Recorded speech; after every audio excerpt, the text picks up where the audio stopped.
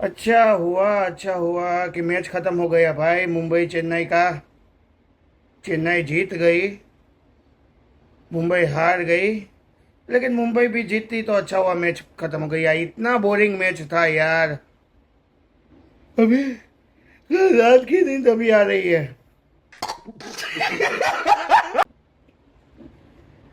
Hello guys, welcome to my new video. सबको જય શ્રી કૃષ્ણ, બધાને જય શ્રી કૃષ્ણ। આઈ હોપ કે તમે બધા મજામાં હશો। ફટાફટ વિડીયોને લાઈક કરી દો અને સબસ્ક્રાઈબ કરી દો। શરૂ કરીએ આપણે આજનો વિડીયો। ધમાકેદાર વિડીયો બનવાનો છે આજે। ઘણા બધા પોલ ખુલવાના છે કાલના મેચના। फटाफट वीडियो ने लाइक कर दो। चलिए शुरू करते हैं हम आज का वीडियो। तो आज है सुपर संडे। બે મેચ છે, આપણે એ બે મેચની વાત કરવાની છે, પણ પહેલા વાત કરીએ આપણે કાલના મેચની। The el clasico of Mumbai versus Chennai. दुनिया हिला देंगे हम दुनिया हिला दे हम। अरे हिल गई। कब की दुनिया हिल गई? आपकी भी हिल गई, नीता मैडम की भी हिल गई, मुकेश भाई की भी हिल गई, उसके फैंस की भी हिल गई, मेरी भी हिल गई, सबकी हिल गई। दुनिया हिला देंगे हम, हिल गई, सब हिल गया। तो मुंबईए भाई टॉस जीतीने तो पहला બેટિંગ લીધી। Hardik Pandya the captain, mind captain, શું કામ પેલી બેટિંગ લીધી? ટાર્ગેટ ખબર હતી કેટલો દેવાનો છે એ ચેન્નઈ વાળાને? 200, 220, 230, 240, 180। ટાર્ગેટ ખબર નથી ને પહેલા બેટિંગ લઈ લ્યો છો। ચેસ કરવાનું છે। તો પહેલો જ ડિસિઝન હાર્દિક પંડ્યાનો ખોટો હતો। અને ભાઈ કોઈ હવે એમ ન કહેતા, અમુક રિવર્સ, नाम तो नहीं लेवा मारे, कि हार्दिक पांड्या 10 स्नेक्स के साथ खेल रहा है। अरे भाई मैं पहले से कह रहा हूँ कि वो ही बहुत बड़ा सांप है, पनौती मारदा है। रिकल्टन ओपनिंग में अच्छा खेला। नमन धीर ने बहुत ही बढ़िया, नमन धीर अच्छा खेला, लेकिन क्यों? क्योंकि उसका कैच छोड़ा गया था, इसलिए वो खेला, वरना वो भी नहीं खेलता। अने हार्दिक पांड्या 9મી 10મી ઓવરમાં બેટિંગમાં આવી ગયો। શું કર્યું? 22 બોલમાં 17 રન। બેટ ઉપડતું નથી હાર્દિક પંડ્યાનું, અને મુંબઈ જેવી ટીમની લેગેસી ખરાબ કરે છે। મુંબઈ ઇન્ડિયન્સના ઓનર્સને કહું છું, હવે તો જાગો। આટલું જોતાય તમને ખબર નથી પડતી કે શું કરવાનું છે। પાછો ક્રિસ પંડ્યા નહીં આગળ, ઓલા ક્રિસ પંડ્યા શું ક્રિસ ભગત નહીં આગળ મોકલે છે। અરે ભાઈ ક્રિસ ભગત છે, સાચો ક્રિસ નથી કે તમને બચાવી લેશે। ક્રિસ ભગત છે, કોઈ મેગલ ગયાનો ક્રિસ નથી। સો મુંબઈ વાળાએ 20 ઓવરમાં 155 રન કર્યા છે। ઇનફ જ નહોતા। ચેન્નાઈ જેવી ટીમ આસાનીથી એને ચેસ કરી ગઈ। સ્ટાર્ટિંગમાં સંજુ સેમસંગની વિકેટ આવી, નસીબથી આવી છે, કારણ કે એનો કેચ પણ વિલ જેક્સન મૂક્યો હતો। Drop the catch, loss the match. તો સારું થયું કે વિકેટ આવી ગઈ। રિકલ્ટને બહુ જોરદાર કેચ પકડ્યો। ઋતુરાજ ગાયકવાડ જે ગયા મેચથી ફોર્મમાં આવી ગયો છે, કામલી સેન્સિબિલિટીથી ઇનિંગ રમી અને મેચ જીતાડી દીધો।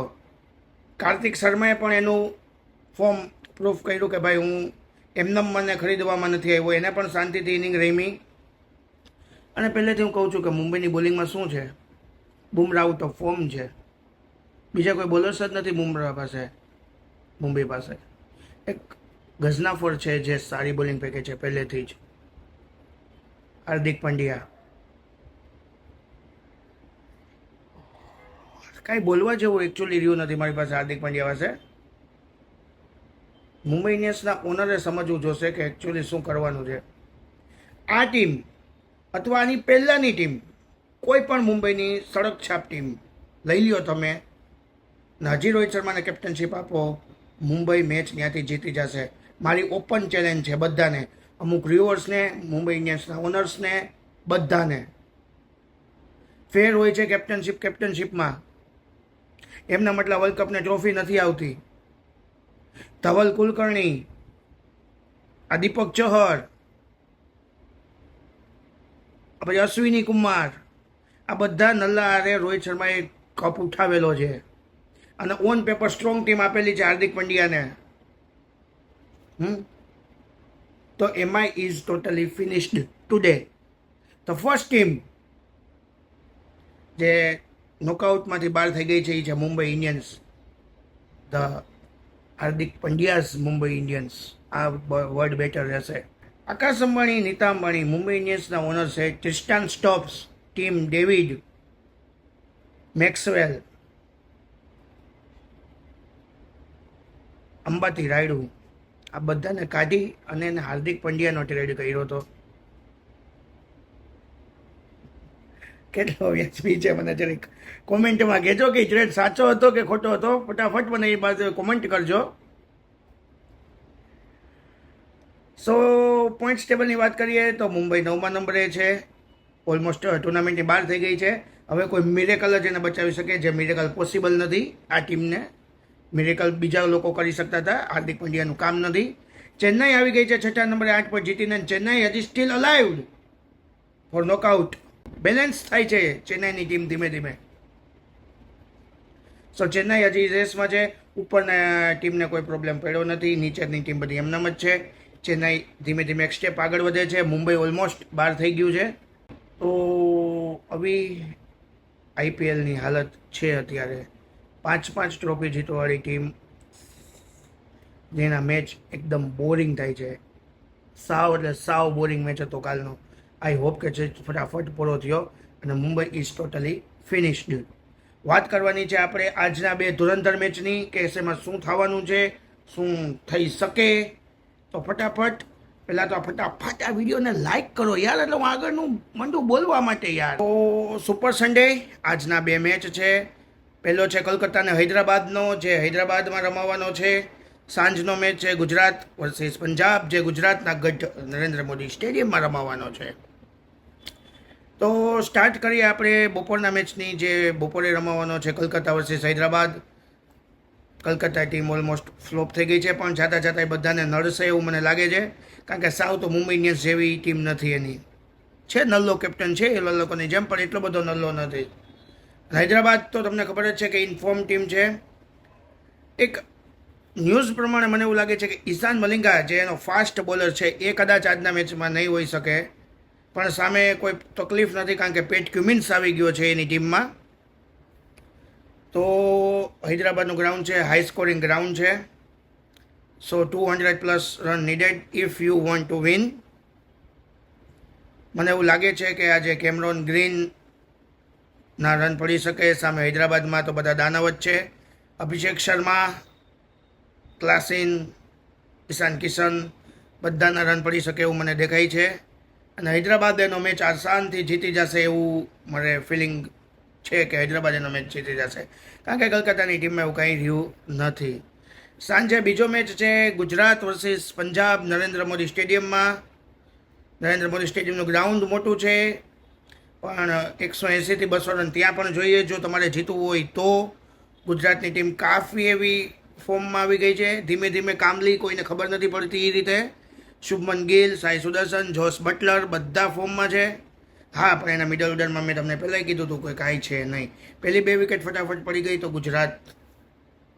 પંજાબની ટીમ તો ઇન્ફોર્મ છે જ. લાસ્ટ મેચ એનો રાજસ્થાન સામે હારી ગઈ છે, પણ એની ટીમ ફોર્મમાં છે. પ્રભસિમરન સિંઘ, પ્રિયાસ આલિયા, કુપર કોનોલી, શ્રેયસભાઈ અય્યર, પોરે.